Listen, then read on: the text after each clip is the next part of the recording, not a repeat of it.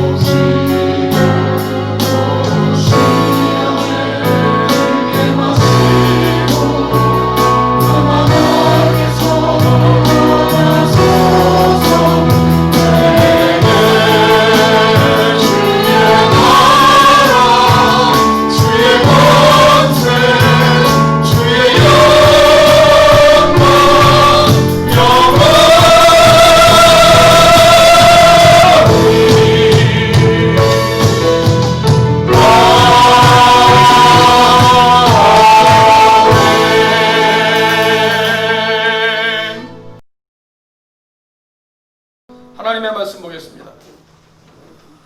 지난주에 이어서요, 느헤미야 3장 말씀입니다. 느헤미야 3장 1절부터 3절까지 말씀을 보겠고요, 그 다음에 20절 말씀부터 23절까지 말씀을 보도록 하겠습니다.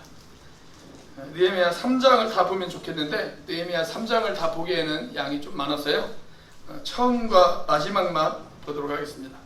느헤미야 3장 1절부터 3절까지, 그 다음에 20절 말씀부터 23절까지 말씀 보도록 하겠습니다. 3장 1절부터 3절까지 같이 읽습니다. 시작. 그때에 대제사장 엘리야십이 그의 형제 제사장들과 함께 일어나 양문을 건축하여 성별하고 문짝을 달고 또 성벽을 건축하여 함메아 망대에서부터 하나넬 망대까지 성별하였고, 그 다음은 여리고 사람들이 건축하였고, 또 그 다음은 이므리의 아들 삭굴이 건축하였으며, 어느는 하스나와 자손들이 건축하여 그 들보를 얹고 문짝을 달고 자물쇠와 빗장을 갖추었고. 자, 그다음 20절 말씀부터 23절까지 말씀도 보겠습니다. 자, 20절 말씀 같이 읽습니다. 시작.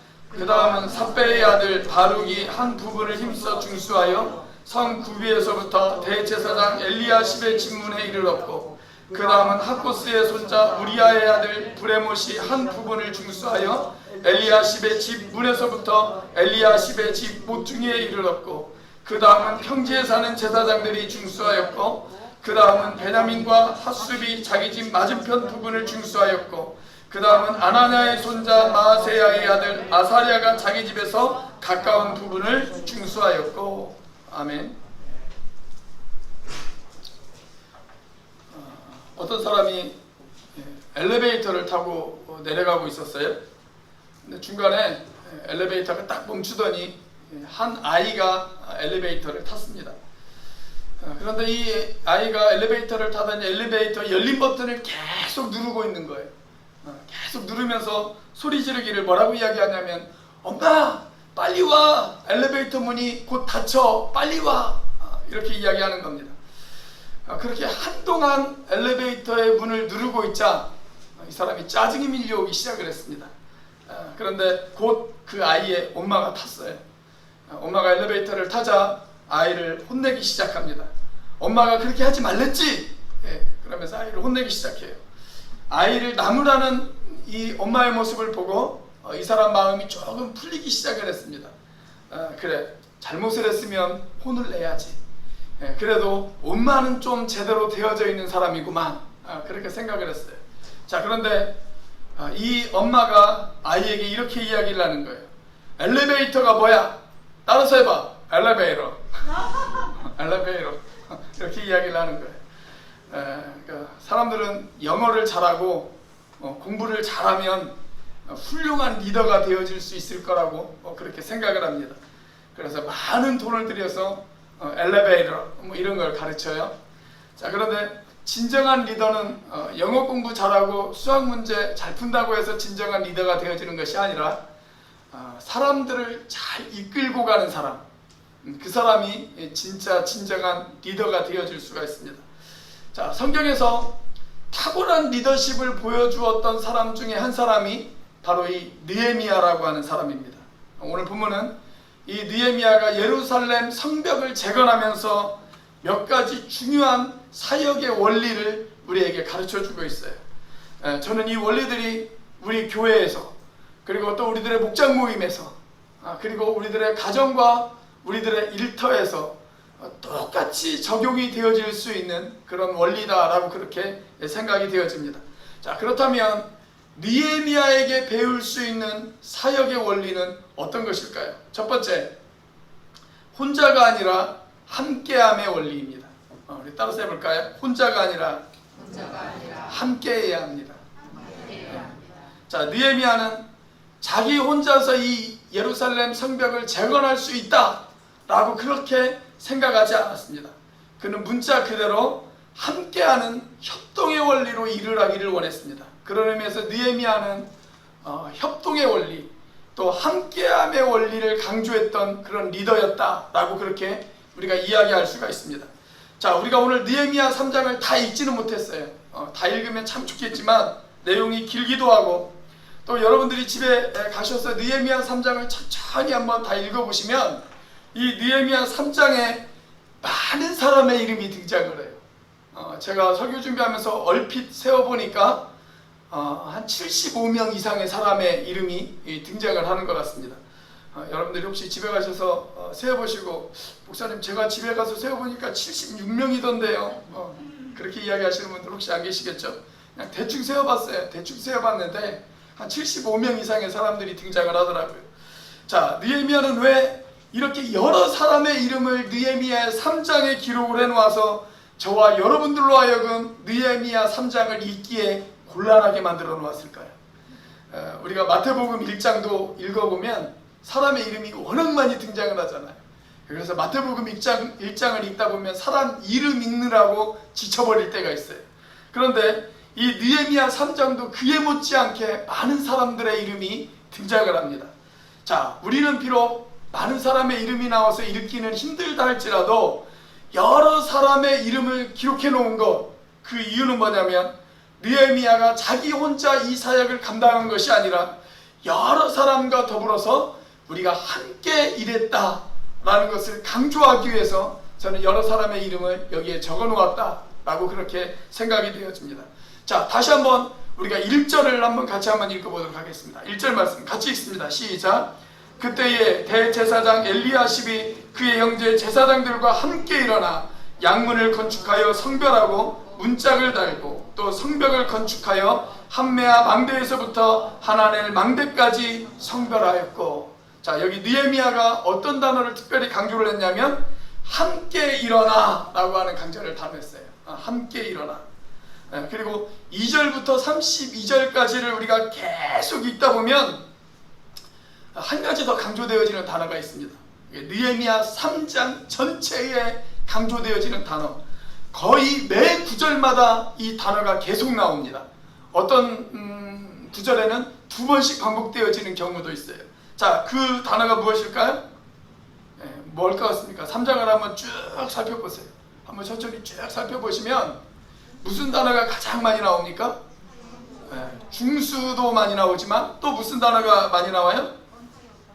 이건 실력이 없어도 시력만 좋으면 다 알 수 있는 문제입니다. 무슨 단어가 가장 많이 나와요? 그 다음은. 그렇죠? 그 다음은. 이런 말이 계속 나오잖아요. 그 다음은. 자, 이것은 마치 성을 쌓는 벽돌 같은 느낌이 들어요. 우리가 무엇인가 건물을 쌓아 올릴 때 벽돌을 하나 쌓고 그 다음 자리를 차지할 벽돌이 또 필요하잖아요. 자, 이처럼 많은 사람이 함께 협동해서 자기 자리를 지키면서 예루살렘 성벽을 재건했다 라고 하는 그런 협동의 원리를 잘 설명해 주고 있습니다. 여러분, 성경이 교회를 이야기할 때 여러 상징을 사용해서 교회를 이야기해요. 그런데 저는 그 중에 가장 탁월한 상징 가운데 하나는 뭐냐면 교회를 그리스도의 몸으로 비유했다라는 것입니다. 그리스도의 몸으로 비유했다. 여러분, 우리 몸을 한번 생각해 보세요. 우리 몸에는 여러 개의 지체가 있습니다. 그리고 이 여러 개의 지체가 함께 일을 합니다. 자, 그렇다면 성경은 왜 교회를 그리스도의 몸으로 그렇게 설명을 해 놓았을까요? 주님의 사역은 결코 혼자 할 수 없는, 그리고 결코 혼자서 해서도 안 되는 그런 일이기 때문에 그렇습니다. 영국의 케임브리지 대학이라고 하는 대학이 있는데 이 대학에서 아주 재미있는 실험을 하나 한 적이 있어요. 120개의 소그룹을 만들었어요. 그리고 몇 개의 소그룹엔 정말 IQ가 높은 사람들을 그 소그룹의 구성원으로 그렇게 만들어 놓았습니다. 그렇게 해서 이 120개의 소그룹에 어떤 특별한 프로젝트를 하나 주었습니다. 자, 그리고 이 프로젝트를 기획한 사람들이 생각하기를 어떻게 생각을 했냐면 아마 IQ가 가장 높은 사람들로만 구성되어진 저 소그룹이 가장 좋은 성적을 거둘 것이다, 그렇게 생각을 했어요. 자, 그런데 결과는 전혀 딴판이었습니다. 오히려 엘리트 그룹으로 이루어진 그 그룹이 오히려 성적이 하위권이었어요. 그리고 그냥 평범한 학생들로 구성되어진 그 소그룹이 성적이 아주 높았습니다. 나중에 그 원인이 어디에 있었는지를 조사를 해보았어요. 그랬더니 똑똑한 학생들, 그 학생들로 구성되어진 소그룹은 문제가 뭐였냐면 다 자기가 생각해 놓은 방법이 최고라고 생각했어요. 내가 생각한 방법이 가장 확실하다, 이렇게 생각해서 다른 사람들의 이야기를 듣지를 않는 거예요. 그리고 함께 일하지 않는 거예요. 다 각자 일을 했어요. 그러다 보니까 성적이 그렇게 좋지 않았어요. 그렇지만 평범한 학생들은 서로의 이야기를 듣고 함께 일하는 그런 모습을 보여주어서 성적이 좋았다라고 하는 그런 연구 발표가 있습니다. 우리 한국 사람들의 가장 부족한 부분이 뭐냐면 그 협동심이에요. 항상 지적되어지는 것. 우리 한국 사람들의 가장 부족한 부분으로 항상 지적되어지는 것이 협동심입니다. 이규택 씨라고 하는 사람이 쓴 한국인의 의식구조라고 하는 책이 있습니다. 이 책을 보면 우리 한국 사람들을 독 속의 개라고 그렇게 비유했어요. 독 속의 개. 그러니까 바구니 안에 있는 바닷개라고 그렇게 비유를 했습니다. 갯벌에서 일하시는 분들이 바구니 안에다가 바닷개를 잡아서 집어넣습니다. 그럼 이 바닷개 한 마리 한 마리는 충분히 자기의 능력으로 기어서 그 바구니를 나올 수 있는 그런 능력을 가지고 있어요. 그런데 한 마리도 그 바구니 밖으로 나오지 못하다라는 거예요. 왜 그러냐면 한 마리가 나오려고 하면 어떻게 될까요? 또 다른 개가 나오려고 하는 개의 뒷다리를 집게로 딱 잡아요. 그래서 한 마리도 나오지 못한다라는 거예요. 그래서 이 개의 모습을 뭐라고 이야기를 하냐면 너 죽고 나 죽자. 한국 사람들이 그런 의식이 있다라는 거예요. 너 죽고 나 죽자의 의식. 자, 우리가 우리 앞에 있는 위기를 극복하기 위해서, 우리가 코로나도 우리 앞에 있는 위기라고 할 수가 있죠. 또 우리의 가정 가운데 경제적으로 어렵거나 건강이 어려웠을 때 우리 앞에 놓인 그런 어려운 위기들을 우리가 극복할 때 무엇보다도 필요한 것이 있다면 저는 그것이 바로 협동심이라고 생각합니다. 협동심. 누구나 답은 다 알고 있어요. 그래서 정치권도 늘 상생을 이야기해요. 그렇지만 한 번도 상생의 정치를 하는 것을 본 적이 없습니다. 여러분, 우리 그리스도인들도 그런 모습을 보이면 안 되잖아요. 우리 그리스도인들부터 우리가 서로가 서로를 세우고 살리는 법을 배워야 된다고 생각합니다. 무엇보다 우리들의 목장교회 안에서부터 우리는 서로 협동하는 모습을 배울 수 있어야 됩니다. 여러분, 우리가 사도 바울이 신약성경에서 신앙생활의 원리를 이야기할 때 이 사도 바울이 자주 사용했던 단어 가운데 하나가 뭐였냐면 바로 서로서로라고 하는 단어였어요. 서로서로 세워줘라, 서로서로 용납하라, 서로서로 권면하라. 이런 단어들을 사도 바울이 곧잘 쓰고 그랬습니다. 여러분, 교회 몸을 이루는 지체들이 혼자 일하는 것이 아니라 우리가 서로서로 붙잡아 줄 수 있을 때, 그때 몸된 교회, 우리 머리 되신 주님의 지상명령을 우리가 잘 이룰 수 있게 되어질 줄로 믿습니다. 여러분, 우리 교회가 그렇게 함께 일하는 교회, 그런 교회가 되어질 수 있기를 주의 이름으로 축원합니다. 자, 두 번째, 느헤미야에게 배울 수 있는 두 번째 사역의 원리, 그것은 은사를 따라 섬기는 원리입니다. 은사를 따라 섬기는 원리. 우리 따라서 해볼까요? 은사를 따라 자원해서 섬겨야 합니다. 은사를 따라 섬기는 원리. 자, 오늘 본문인 느헤미야 3장을 보면 적어도 15가지 이상의 직업이 등장을 합니다. 이렇게 다양한 직업을 가진 사람들이 예루살렘 성벽을 재건하는 일에 그들이 동참을 했어요. 그런데 흥미로운 것은 뭐냐면 이 사람들이, 다양한 직업의 사람들이 일을 하는데 어떻게 일을 하냐면 자기가 헌신하고 섬겨야 될 직업을 가지고 그 직업에 맞는 위치에서 섬겨야 될 그 일을 감당하는 것을 볼 수가 있어요. 자, 예를 들어서 우리가 1절 말씀을 다시 한번 읽어보겠습니다. 1절 같이 한번 읽어보겠습니다. 시작. 그때에 대제사장 엘리야십이 그의 형제 제사장들과 함께 일어나 양문을 건축하여 성별하고 문짝을 달고 또 성벽을 건축하여 한메아 망대에서부터 하나넬 망대까지 성별하였고. 자, 여기 1절에 보시면 누가 등장을 하냐면 제사장들이 나와요. 제사장들. 자, 그런데 이 제사장들은 예루살렘 성벽을 재건하는 그 일에 있어서 어떤 부분을 담당합니까?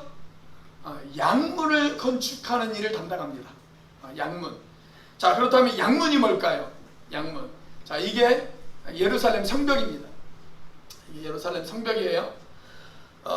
그런데 예루살렘 성벽의 가장 북쪽에 있는 문이 양문이라고 하는 문이에요. 양문. 양문이 뭐냐면 우리가 한마디로 말하면 양의 문입니다. 양의 문. 양들이 통과하는 문이 양의 문이에요. 자, 제사장들이 제사를 드리려면 뭐가 필요합니까? 제물이 필요하잖아요. 그런데 이 당시에 가장 제물로 많이 쓰인 그런 동물이 뭐냐면 바로 양이에요. 양. 그 양을 가지고 통과하는 문, 그 문이 바로 양문입니다. 그러니까 이 양문은 누가 가장 많이 사용할까요? 당연히 제사장이 가장 많이 사용하겠죠. 제사장이 이 양의 문을 가장 많이 사용하니까 이 문을 책임지고 제사장들이 건축을 하는 그런 방식으로 일을 했어요. 누구보다도 이 양의 문을 제사장들이 가장 잘 알고 있잖아요. 그리고 이 양의 문을 가장 많이 사용하는 제사장들이 이 양문을 책임지고 일을 그렇게 감당을 했습니다. 자, 그리고 3장에 보면 또 다른 문이 나와요. 자, 우리 3절을 같이 한번 읽어보겠습니다. 시작.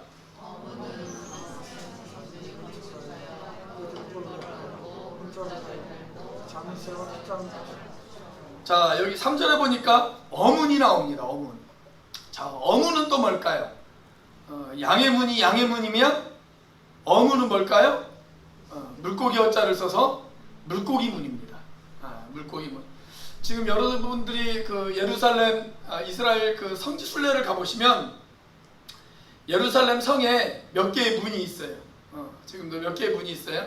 그런데 북쪽에 이 양문 바로 옆에 양문에서 동쪽으로 조금 가보면 문이 하나 있는데 그 문이 뭐냐면 어문입니다. 어문. 우리가 지금 그 문을 뭐라고 부르냐면 다마스커스 게이트라고 그렇게 이야기를 하는데 아마 이 다마스커스 게이트라고 하는 문이 옛날 구약시대 어문이었을 것이다 라고 그렇게 학자들은 추정하고 있습니다.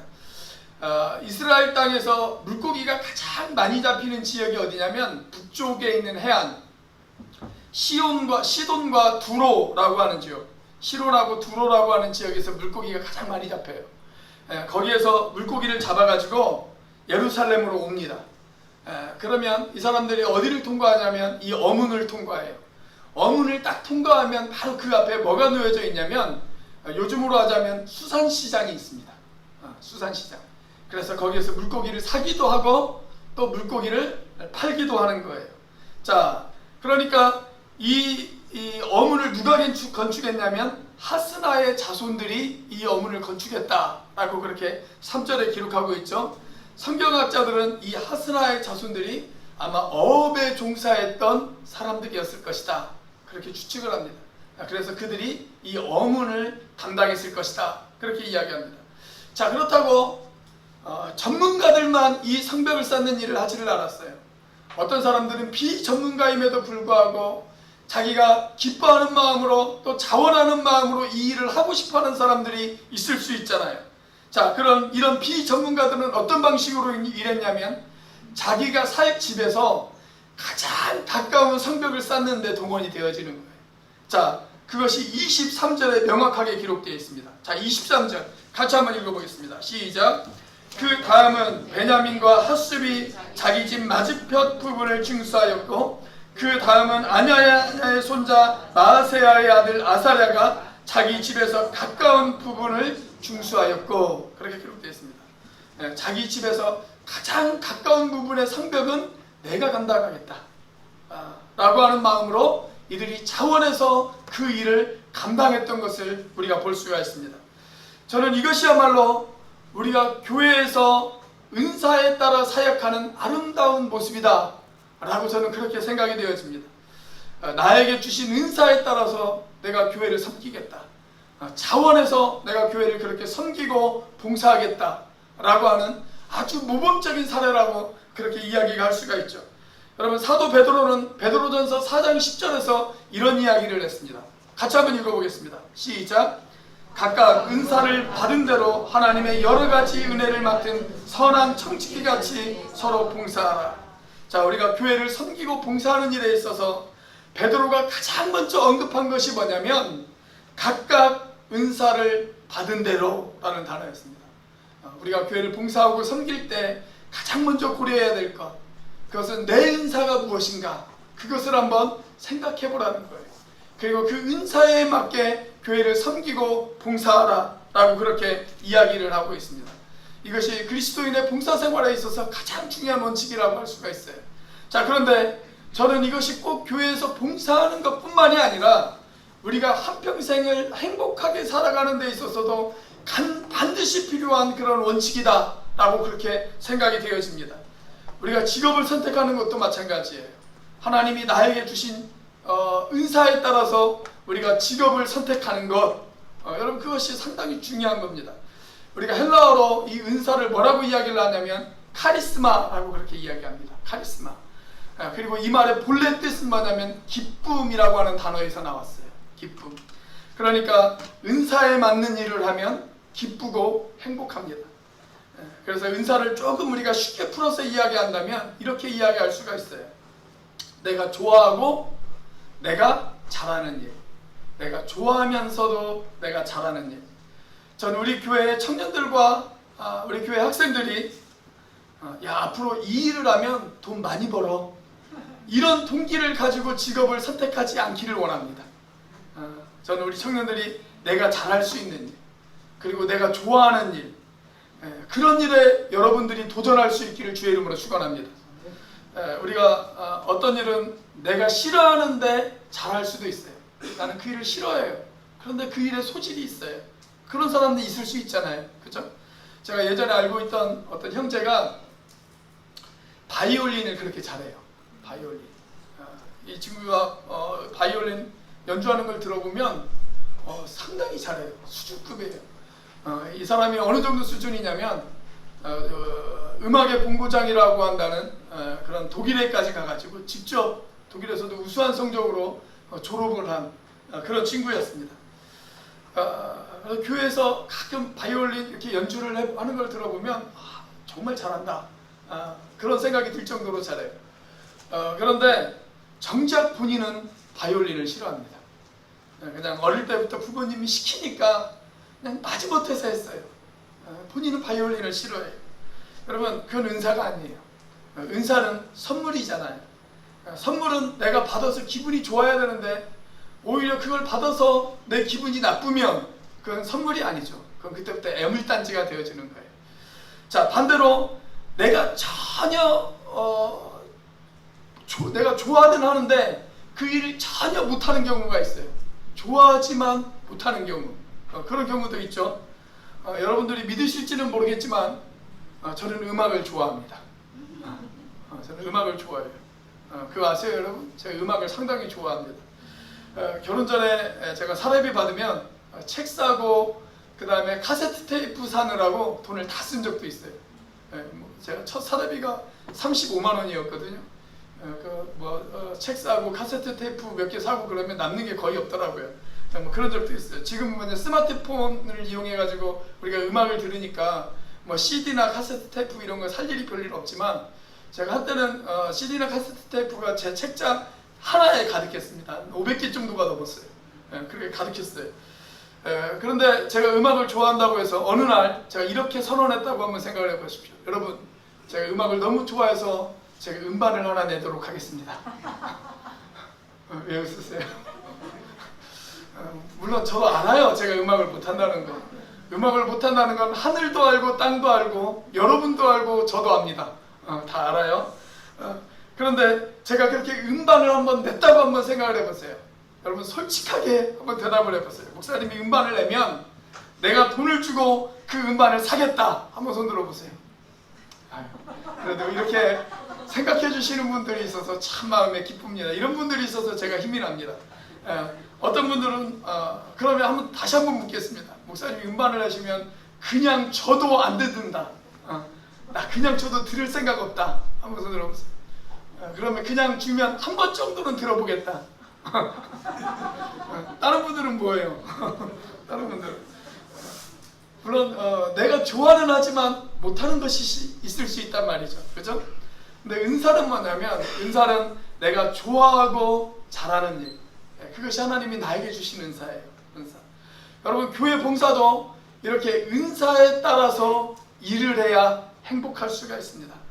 이렇게 은사에 따라 섬기는 것을 세상 사람들은 뭐라고 이야기하냐면 전문성이라고 그렇게 이야기를 합니다. 전문성.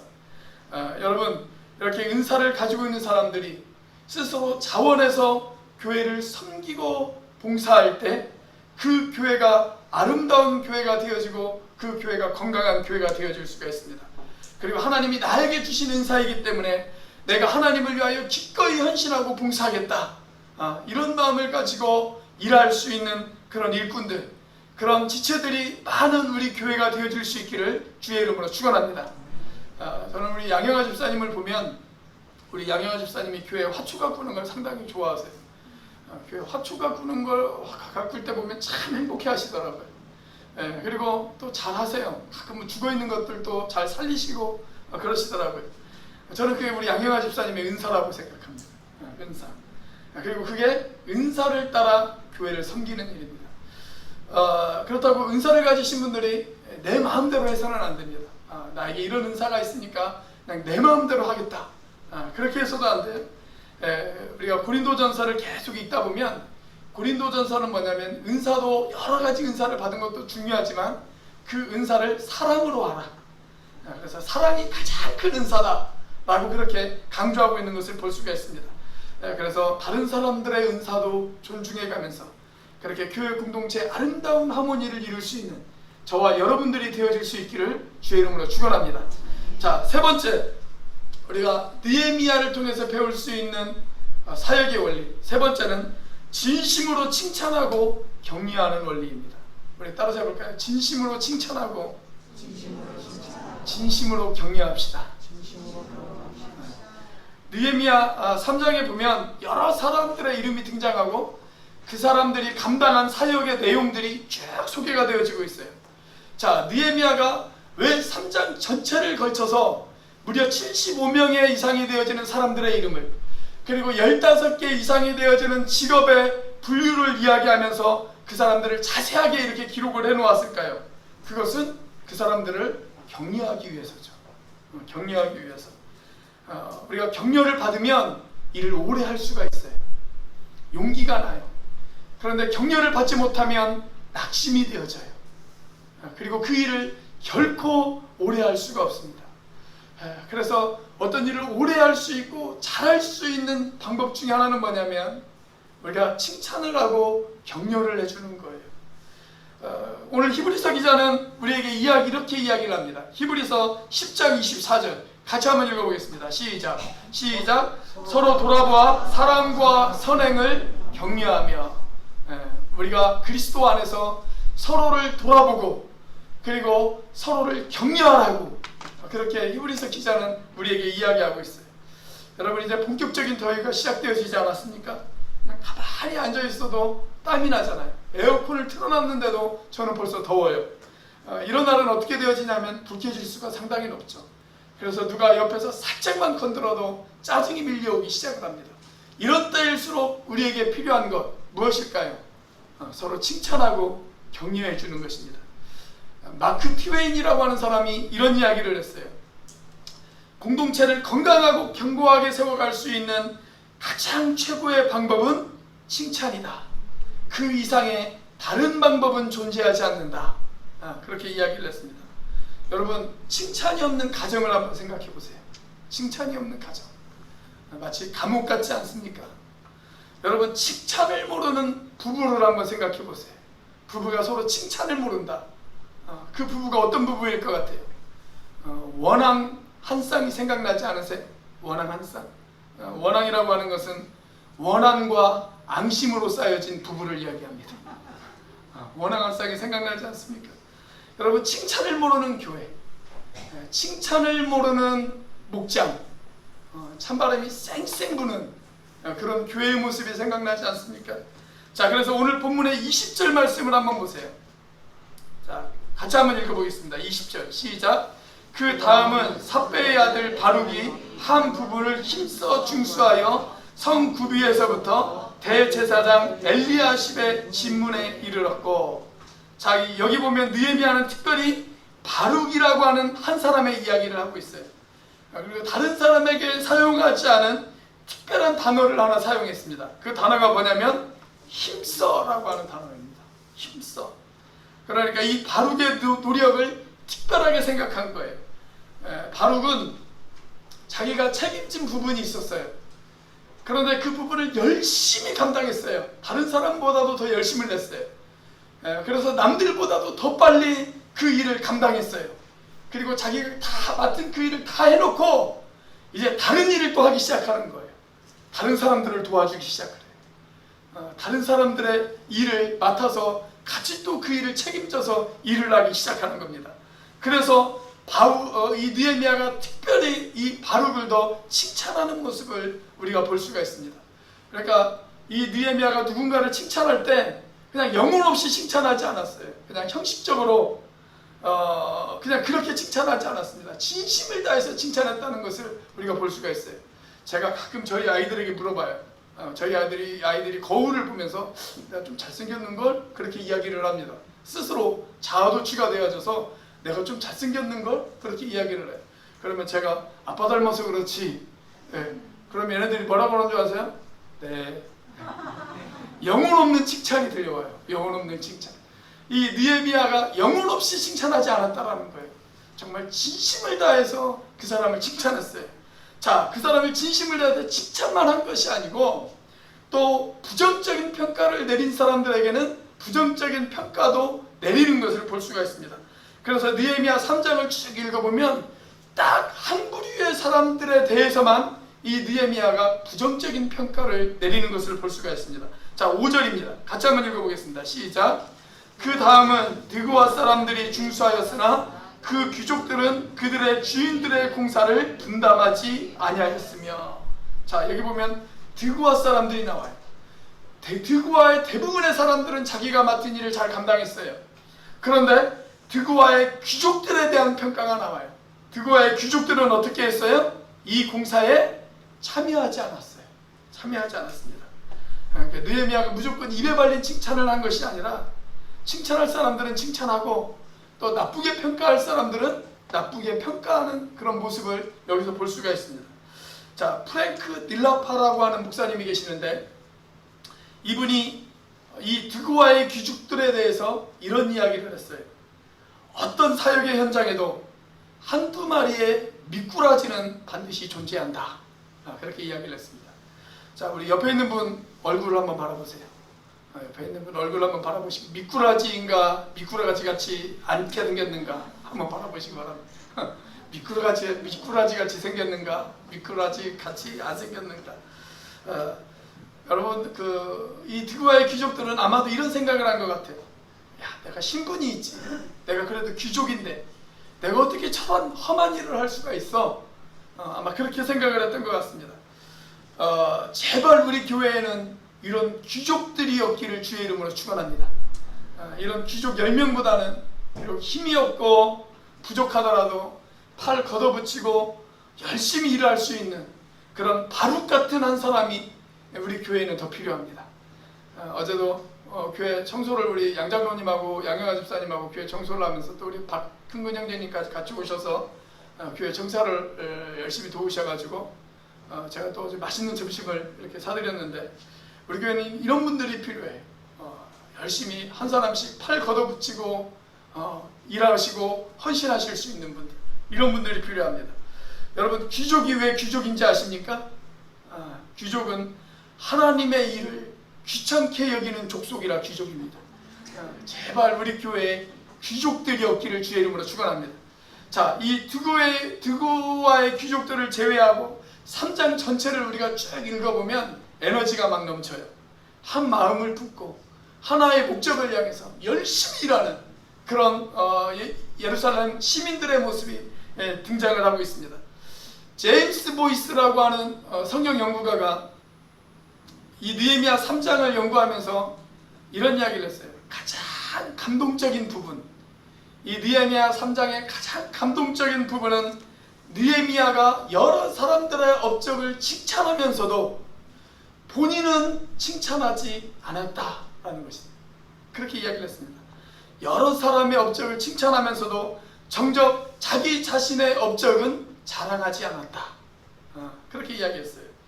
사실 여러분, 느헤미야 3장을 쭉 보면 가장 헌신한 사람, 가장 수고한 사람은 누구일까요? 느헤미야죠. 느헤미야가 가장 큰 수고를 했죠. 그런데 자기 자신에 대한 자랑이 없어요. 자기를 자랑하지 않아요. 어떤 성경학자는 그래서 뭐라고 이야기를 했냐면, 느헤미야가 남들을 격려하기 위해서 너무 바쁜 나머지 자기 자신을 격려하는 것을 잊어버렸다, 이렇게 이야기를 했습니다. 남들을 격려하기 위해서 너무 바쁜 나머지 자기 자신을 격려하는 것을 잊어버렸다, 그렇게 이야기했습니다. 사랑하는 여러분, 우리 교회에, 우리 목장 모임에, 우리 가정에 이런 느헤미야 같은 격려자가 필요하지 않습니까? 여러분이 바로 그런 격려자가 되어지고 싶은 생각은 없으십니까? 여러분, 우리 신앙이 성숙했다라고 하는 증거가 어디에 있을까요?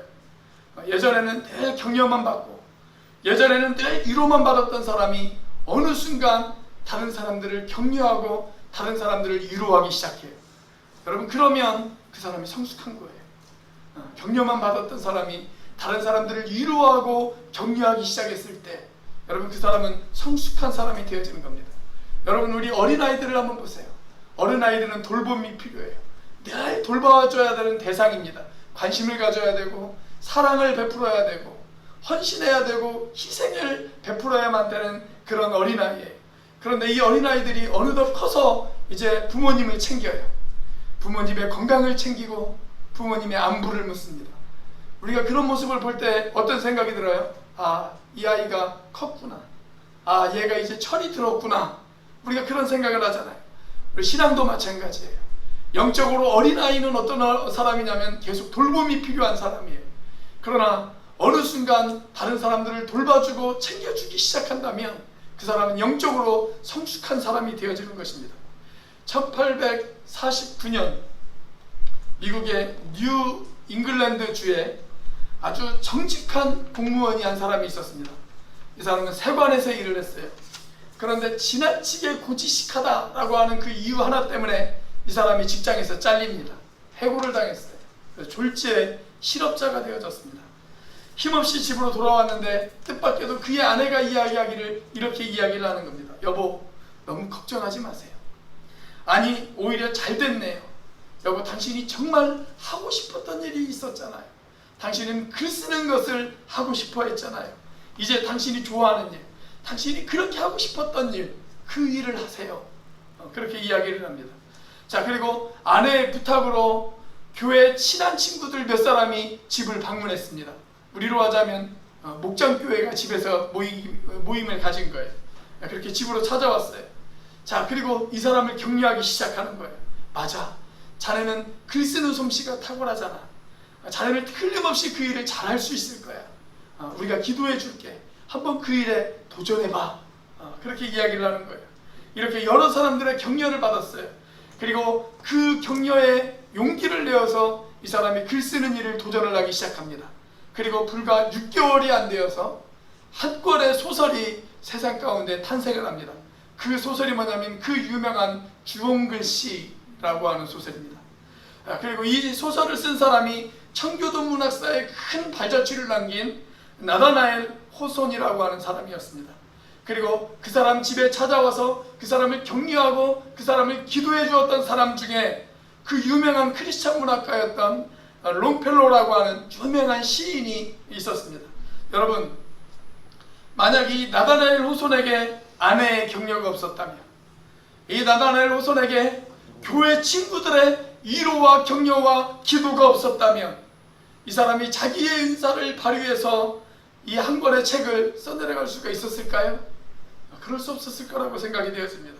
그렇다면 사랑하는 여러분, 저와 여러분에게도 주어진 인생의 나머지 시간, 우리도 느헤미야처럼 또 예루살렘 시민들처럼 우리가 거룩한 일에 우리가 함께 일하고 우리가 주어진 은사에 따라 우리가 그렇게 섬기고 서로가 서로를 진심으로 위로하고 격려할 수 있다면 여러분 주의 나라를 확장하는 그 일에 저와 여러분들도 아름답게 쓰임받을 수 있지 않겠습니까? 저와 여러분이 그렇게 쓰임받을 수 있기를 주의 이름으로 축원합니다. 기도하시겠습니다.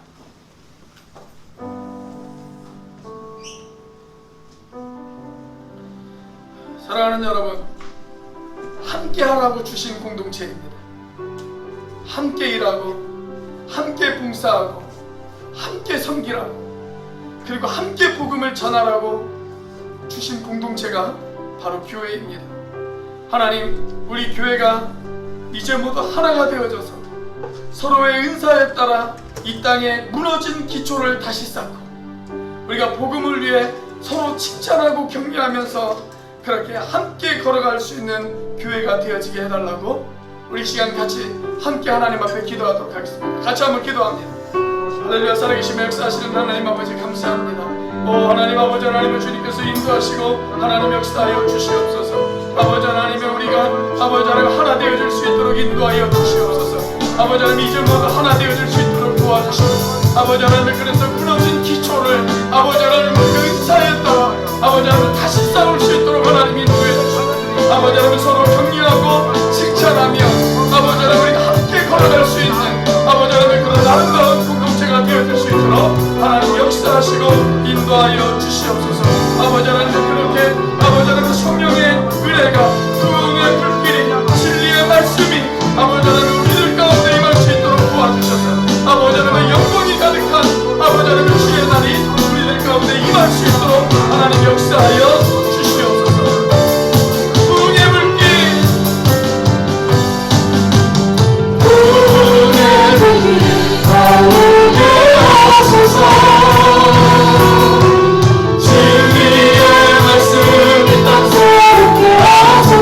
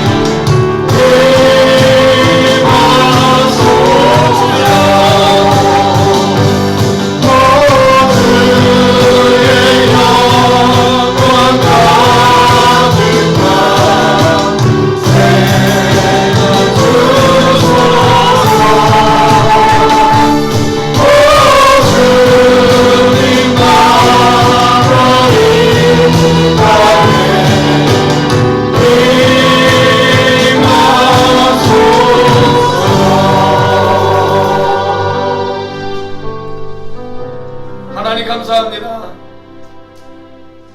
다 무너져버린 너무나도 황량한 땅, 아버지 하나님이 그 예루살렘 성벽을 다시 쌓는 일에 느헤미야가 헌신했고, 아버지 하나님 여러 예루살렘 시민들이 각자의 은사에 따라 자원하는 마음을 가지고 함께 그 일을 이루었던 아버지 하나님의 그 현장의 모습을 하나님 우리가 바라봅니다.